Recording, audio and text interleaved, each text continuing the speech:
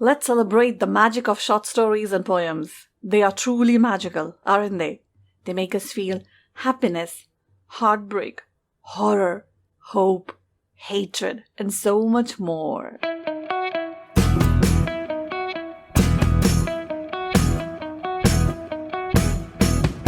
Namaste people. Welcome to Shweta's Basket, a weekly stories and poems podcast, and I'm your host, Shweta Singh.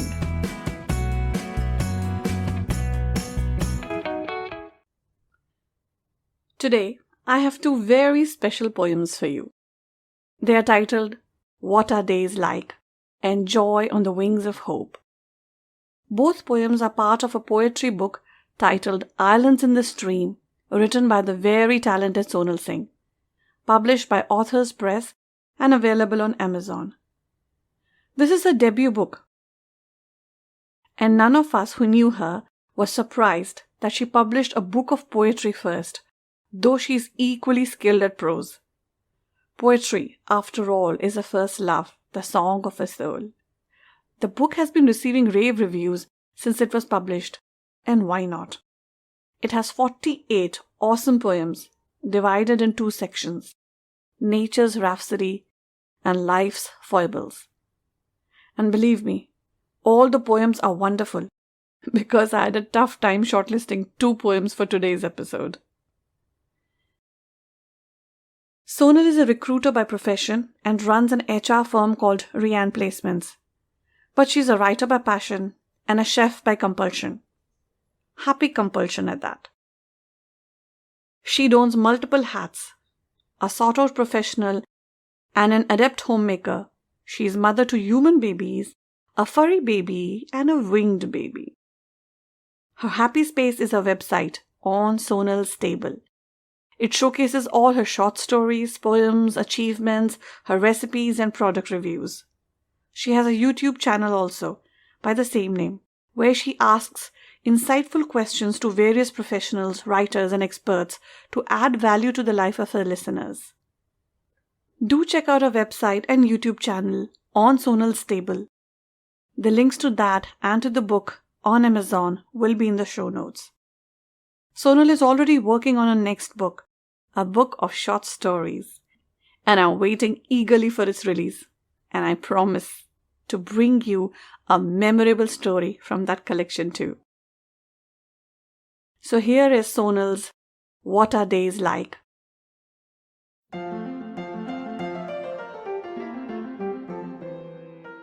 Days are like mischievous children. They are naughty and resist being put to bed at night. They bargain for an extension, holding on to the dying hues of vermilion, as if pleading with the sun for more playtime. The sun does not relent, does he? Like a stern father, he tucks them in, under the glittering cloak of a starry night, redolent with the scent of jasmines. But do the naughty days sleep? Do they submit? No, they do not. They are mischievous, remember? Enlivened by the nighttime resonances, the days giggle under the covers, holding on as they do to the embers of the dying light. But eventually, tired and spent, cozily lulled by the lullaby-like songs of nature, they sink under the horizon.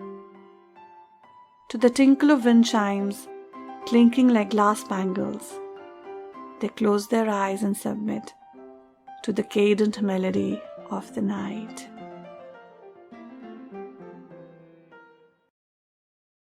I love this poem, and I have it on good authority, so does the poet. There is something so mischievous and playful about this poem. It starts with all this action, the bargaining by the days, the sulking, the resisting. And then it segues into the days drifting off to slumberland. The personification is just so beautifully and thoughtfully done, don't you think? Now the thing about this book, Islands in the Stream, is that you can't help but come back to the poems again and again. And I have seen that apart from the regular favorites, there are times when a certain poem will resonate more with you on that day, perhaps of the mood you are in or how you're feeling.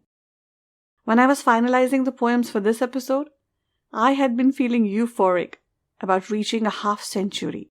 That's 50 episodes for the podcast. And hence this poem caught my fancy. So here is Joy on the Wings of Hope.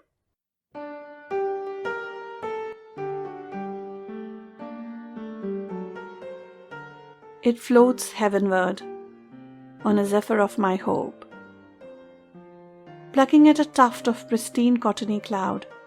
It flits and flies, rising up. It is joy unbound of my gay, spirited laugh. On the wings of dreams, it gains momentum to rise and ascend towards the sky. From the sylvan glade, I spy the splay of my dreams. It is a kneaded visage which fills my heart with love. I am gleeful, euphoric. Such is the beauty when hope and joy confluence. Happiness transcends, a rosy glow permeates. Life holds a deeper meaning.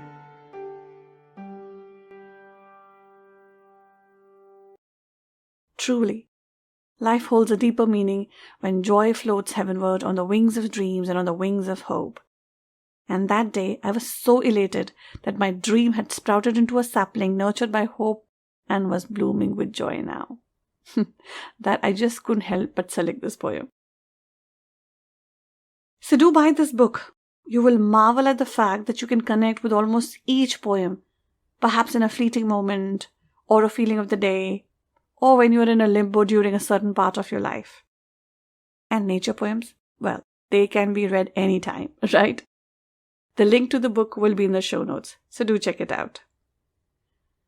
Okay, now moving on to our one question section.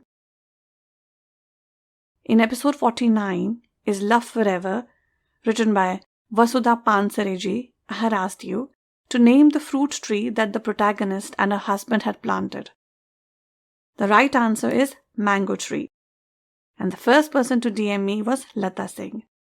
Thank you so much, Lata, for listening to the episode and sending in your answer. And now moving on to the one question for this episode.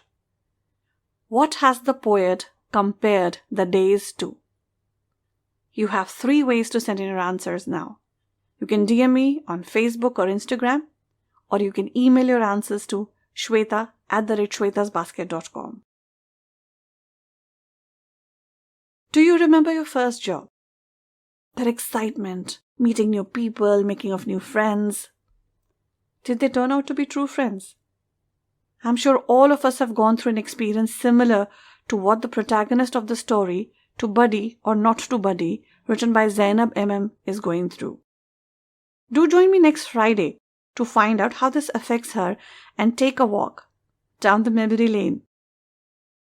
And for those who are about to start working or have just started working, keep the learning from the story in your mind. For these experiences add to our maturity and understanding of people. And guys, that brings me to the end of this episode. Do subscribe to my website www.shwetasbasket.com so that you're always up to date with what's new in the basket. And stories and poems are not the only things. You will find book, movie, and restaurant reviews in the basket too. And if you enjoyed this episode, then follow or like the podcast, share our episode on your timeline and tag us, and recommend us to your friends. Help us reach more people. Shweta's Basket is available on 18 different platforms like Spotify, Apple and Google Podcasts, Gaana, JioSaavn and others. We're also on YouTube. For the complete list, check out the show notes. And if you want to get in touch with me, I am on Facebook and Instagram, and my handle is Shweta's Basket. And guys, in this day and age, it's a good idea to have a website.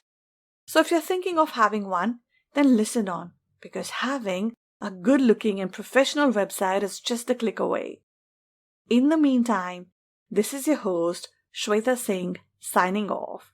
Till we meet again on the air next Friday. Bye for now.